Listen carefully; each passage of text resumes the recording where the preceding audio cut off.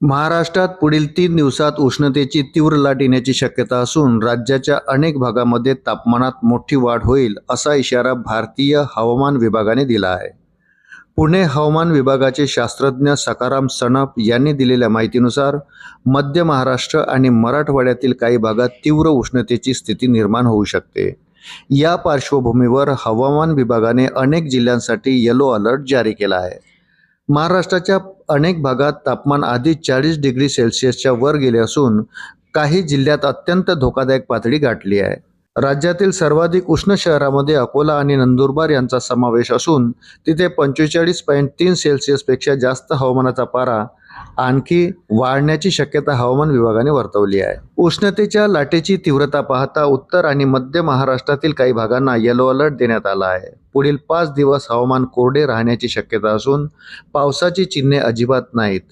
पावसामुळे मिळणारा दिलासा सध्या तरी मिळणार नसल्याने उष्णतेचा त्रास अधिक वाढू शकतो।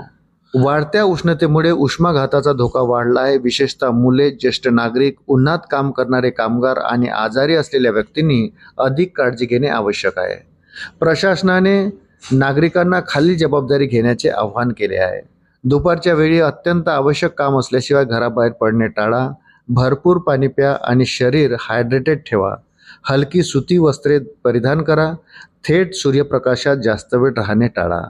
अशाच नवनवीन अपडेट्ससाठी व्हिडिओला लाईक आणि चॅनलला सबस्क्राईब जरूर करा। धन्यवाद।